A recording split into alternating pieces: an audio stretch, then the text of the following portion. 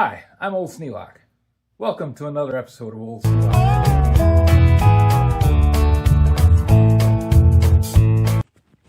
Pure chaos.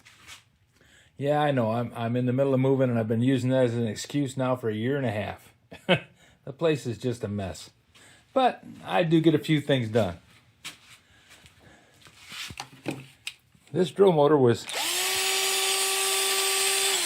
dead and buried. Set in a box underneath this bench, I don't know, 3, 4, 5 years. And that's the box it came in. But I said, well, you know, it's really not worth working on because it's only an old Craftsman 3/8 drill driver, 13.2 volts. And I was pretty sure the battery wouldn't take a charge. But I put it on the charger yesterday and just left it sit. Now it had a yellow light and a green light. Yellow and green indicates soft start or defective battery. So I had a yellow and a green. I thought, well, I probably got a defective battery because this thing's old. But I put it on there and left it and just let her cook. Came down this morning.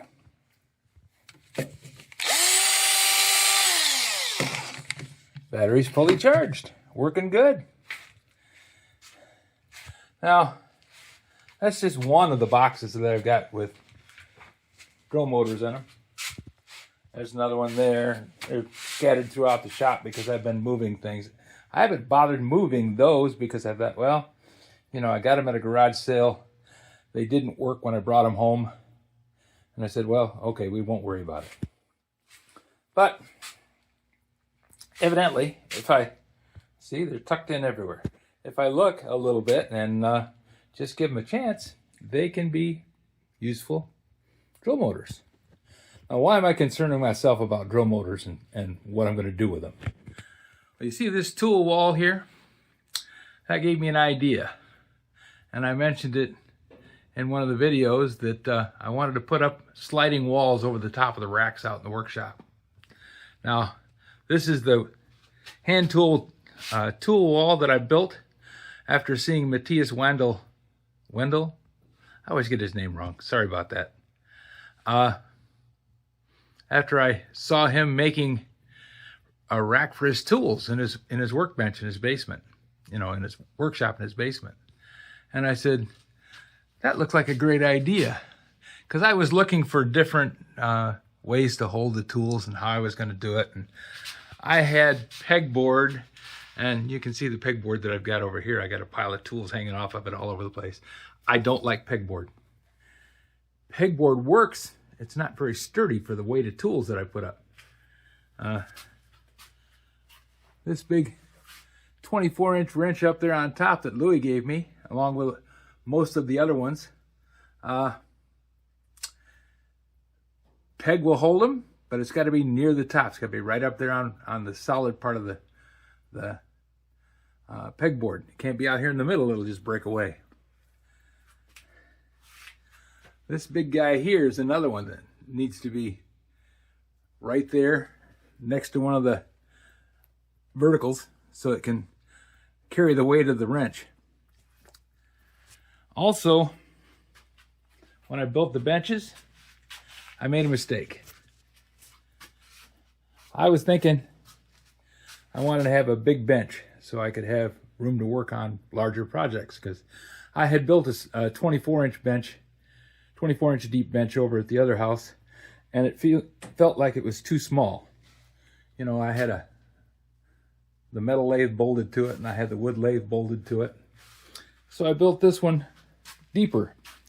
Well, I can reach the back wall,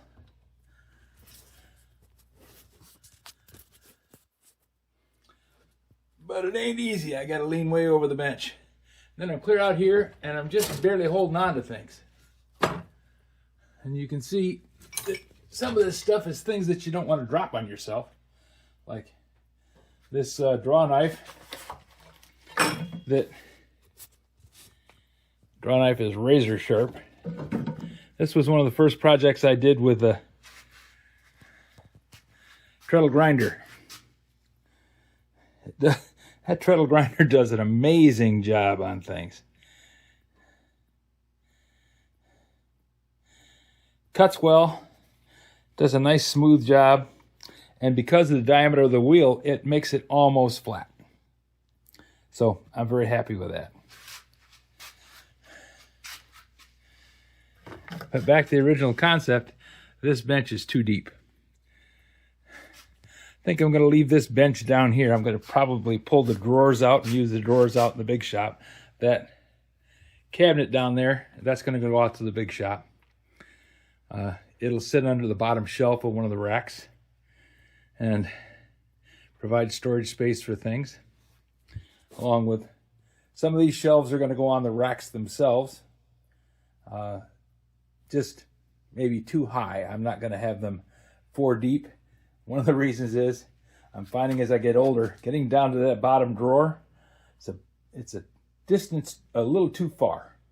So the top 2, I can get in there with no problems, but the bottom 2, kind of low. So I have to modify things to fit my needs and what I'm trying to do. So I'm working on getting this area cleaned up and maybe gain some ground on everything. I don't want to take a whole lot of these tools out to the workshop yet until I get the storage space taken care of. And I did want to mention some of the things that I had done long before I started a YouTube channel. I bought the South Bend lathe, and the South Bend lathe came with 1 chuck, an old-fashioned lantern tool post, and it was so packed full of dirt that you couldn't use the back gear. The guy I bought it from said the reason he was selling it was it didn't have any power. These South Bend lathes have a back gear that reduces the RPMs but increases the torque tremendously.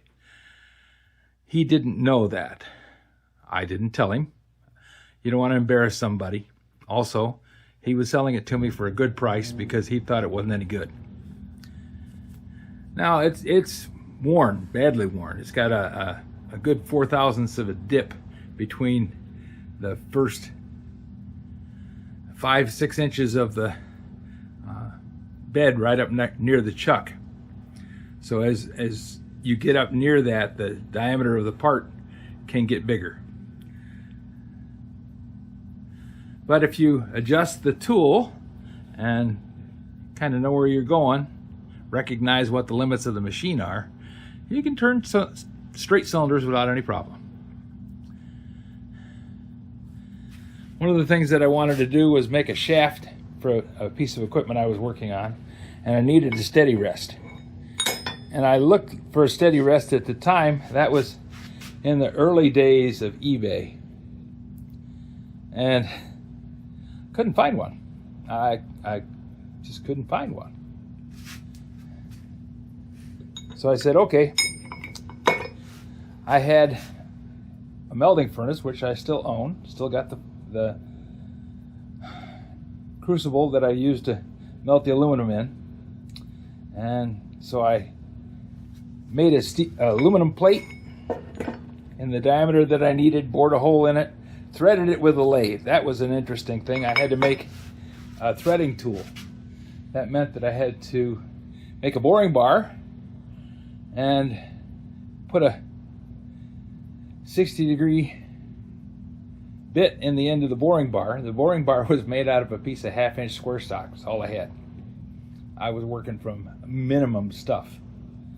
So scrap aluminum, which was screen doors and old windows and junk, just plain junk. Melded it all together, poured a casting. This, I said, okay, the base of the machine is about that big. And I'm going to cast it wide enough to reach across the base of the machine. It has to be tall enough to bring this up near to center. Doesn't have to be dead center, because that's one of the things you can do with a steady rest is you can raise and lower the shaft. If you want to turn a taper, you can raise the shaft up with a steady rest and it'll make a taper in the part. Not the easiest way to do it, but it does work. Another thing I wanted was I wanted to have a driver. Now, face plates usually have a slot in them so that you can put a bolt in it, and that bolt will drive a dog that spins a shaft. You can put a shaft between centers on a lathe. I didn't have this little thing, and I could go to South Bend and buy them at the time because they still sold them. They hadn't sold out to Grizzly at the time. But it was a ton of money, and I thought, well, I'll just make an aluminum one. So once again, took the boring bar and made a driver for turning things between centers. And I said, you know, there's a milling fixture that goes on a South Bend lathe.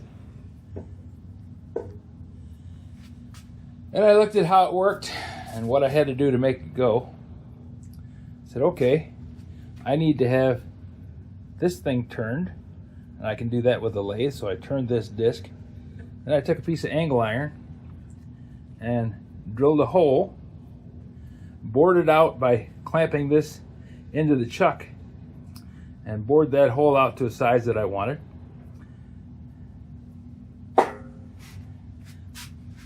That way I could take the cross slide off the lathe, this piece here, clamp it into that piece of angle iron, and I could adjust the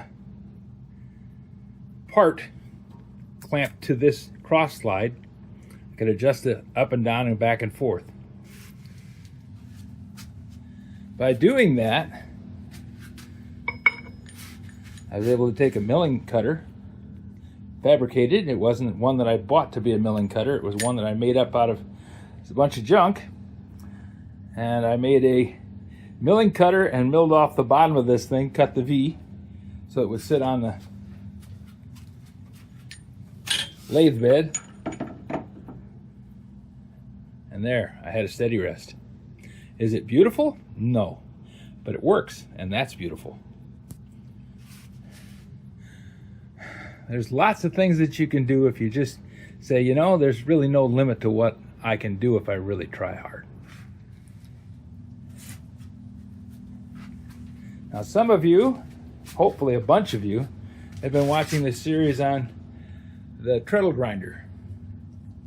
They're all shorts. I took the videos of making the treadle grinder and broke them up into minute-long segments, because that's what shorts are on YouTube, is minute-long segments. So I broke them up and showed you how I made the cranks and the pedals and the treadle and the tool mount and the watering can and the seat. But I didn't show you on this one. I showed you on the big one, the big grindstone.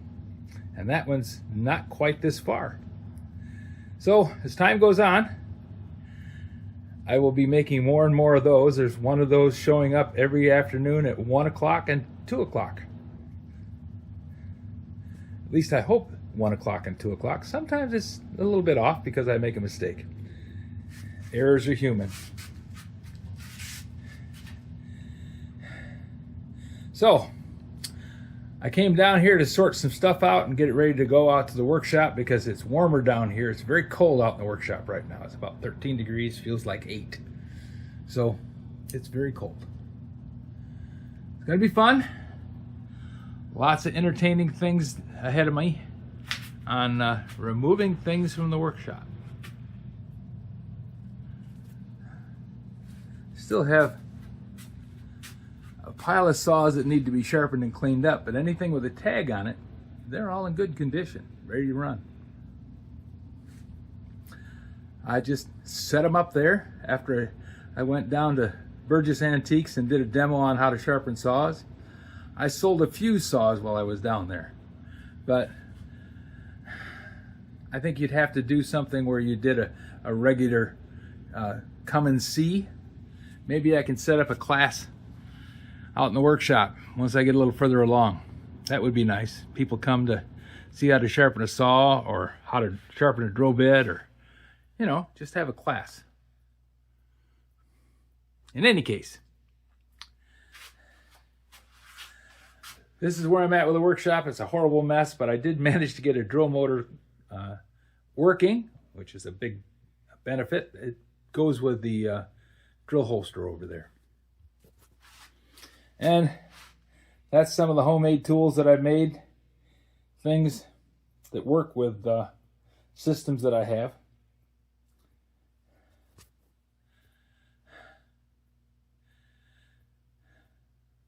And okay, I'm running out of things to say, and I'm actually down here looking for Christmas decorations, which are over in the other room. The storeroom over there is packed full of Christmas and fall and all the other decorations. So I need to go over there and take some of this stuff upstairs, because Lydia is starting to do Christmas decorations. We've got about 11 days to go. And we're starting early. We're actually doing Christmas a little early this year. Got the tree upstairs, got the living room rearranged, so I'm gaining on things. If you have any suggestions for new video, questions about today's video, or any of the other videos on the channel, just drop a note in the comments. You know I read them all. Thanks for watching. Hi, I'm Old Sneelock. Welcome to another episode of Old Sneelock's Workshop. Gaining on things. If you have any suggestions for new video, questions about today's video, or any of the other videos on the channel, just drop a note in the comments. You know I read them all. Thanks for watching. Hi, I'm Old Sneelock. Welcome to another episode of Old Sneelock's Workshop.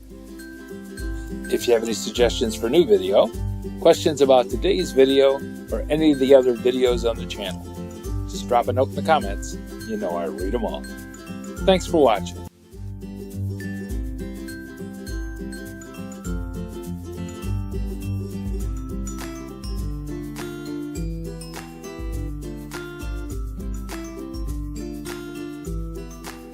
This video is not to be viewed by anyone under the age of 13 in the U.S. or 16 in the European Union without the express written permission of the parents or the legal guardians of the underage person. Such written permission must be on file at the local government entity in charge of enforcing the rules and regulations established by the FTC. Anyone violating these terms is admitting by default that they hold harmless the owners and operators of this channel. Any and all questions should be addressed to your local branch of the FTC.